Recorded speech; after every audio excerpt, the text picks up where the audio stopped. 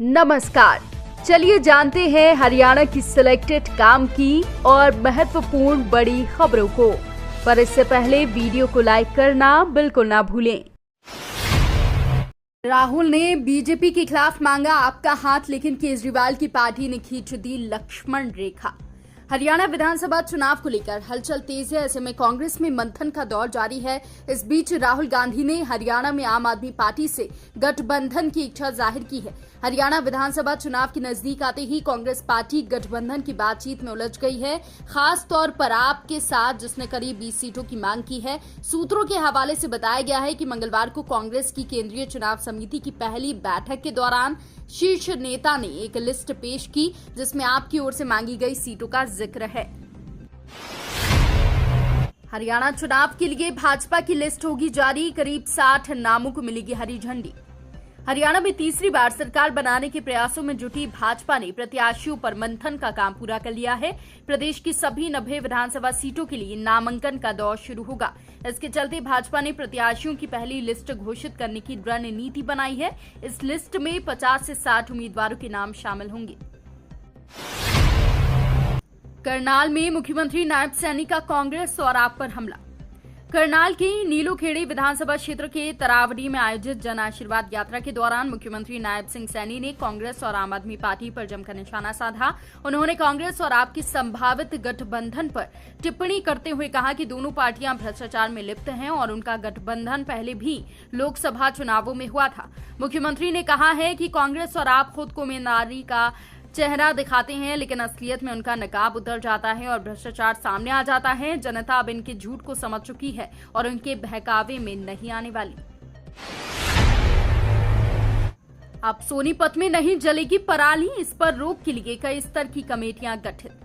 उपायुक्त डॉक्टर मनोज कुमार ने बताया कि खरीफ सीजन के दौरान धान के अवशेषों को जलाने से रोकने के लिए जिला, तहसील, ब्लॉक और ग्राम स्तर पर कमेटियां गठित की गई हैं। उन्होंने कहा कि ये कमेटियां जिले में नजर रखेंगी कि कहीं भी कोई भी किसान पराली ना जलाए, क्योंकि पराली जलाने से वातावरण में प्रदूषण की मात्रा बढ़ जाती है, जो स्वास्थ्य के लिए हानिकारक है।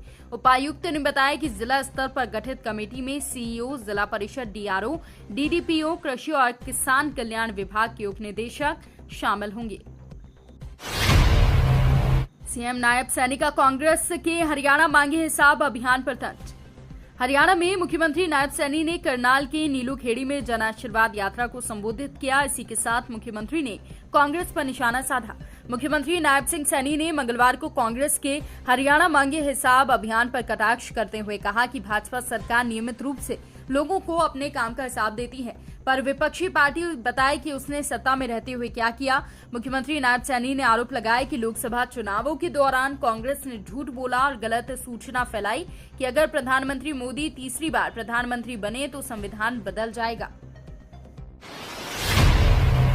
हरियाणा चुनाव कैंडिडेट सर्वे में राज्य में 72 सीटों पर इनेलो बसपा मजबूत।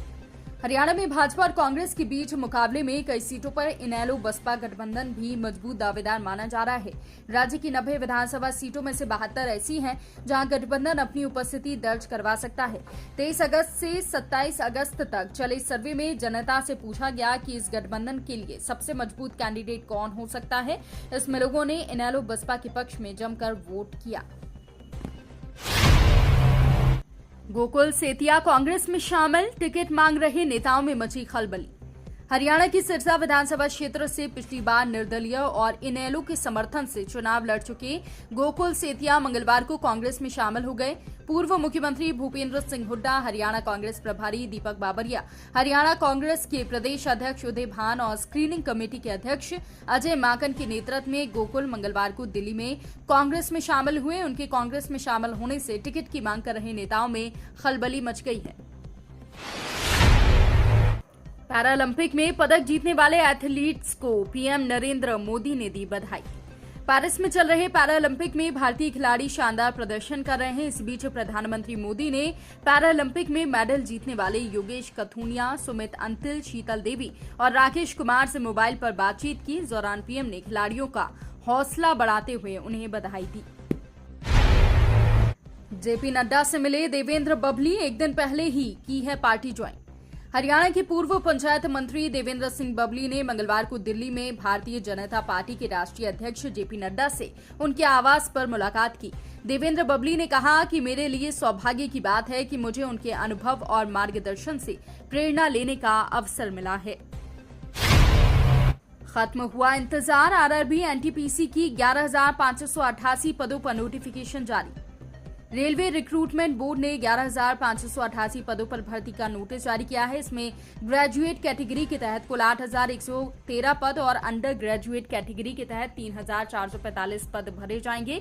ग्रेजुएट पदों के लिए आवेदन का लिंक 14 सितंबर को खुलेगा और 13 अक्टूबर तक खुला रहेगा। वहीं अंडर ग्रेजुएट कैटेगरी के लिए लिंक 21 सितंबर को खुलेगा और 20 अक्टूबर तक खुला रहेगा। रीजनल आरआरबी की वेबसाइट पर जाकर अप्लाई कर सकेंगे। हरियाणा में मौसम ने ली करवट, कई जिलों में बारिश को लेकर येलो अलर्ट जारी। हरियाणा में मंगलवार की सुबह मौसम ने अचानक करवट बदली। दिन की शुरुआत धूप के साथ हुई, लेकिन जैसे ही 10 बजे का समय हुआ तो तेज बारिश ने अपनी दस्तक दी। बारिश ने गर्मी से राहत प्रदान की। बारिश के कारण शहर में सड़कों पर जलभराव की स्थिति पैदा हो गई। इसके कारण जाम लग गया। बारिश हिसार और रोहतक सहित कई जिलों में हुई है। इसे लेकर मौसम विभाग ने अगले 2 दिनों तक अलर्ट जारी किया है। साबिर हत्याकांड का 9वां आरोपी भी गिरफ्तार, 1 दिन की रिमांड पर लिया। हरियाणा के चरखी दादरी में पश्चिम बंगाल निवासी साबिर मलिक हत्याकांड में बाढ़ेड़ा थाना पुलिस ने 9वें आरोपी को गिरफ्तार कर लिया है। आरोपी इंद्रवेश उर्फ टिंकू डालावास गांव का रहने वाला है और उसे पुलिस ने कोर्ट में पेश कर 1 दिन की रिमांड पर लिया है। बता दें कि 27 अगस्त को हंसावास खुर्द में रहने वाले श्रमिकों की झुग्गियों में हंगामा हुआ था। वहां पहुंचे युवकों का आरोप था कि प्रवासी परिवार संरक्षित पशु के प्रतिबंधित मांस का सेवन करते हैं। इस आधार पर मौके पर पहुंची पुलिस दोनों पक्षों को थाने ले आई थी। हरियाणा चुनाव को लेकर कांग्रेस सीईसी की बैठक, 41 सीटों पर मंथन जारी। हरियाणा विधानसभा चुनाव के लिए कांग्रेस का उम्मीदवारों के नाम पर मंथन जारी है। प्रत्याशियों को लेकर कांग्रेस सीईसी की दूसरे दिन भी बैठक हुई। बीते सोमवार की बैठक में 49 सीटों पर मंथन हुआ, जिसमें 34 सीटों पर नाम फाइनल हुए थे।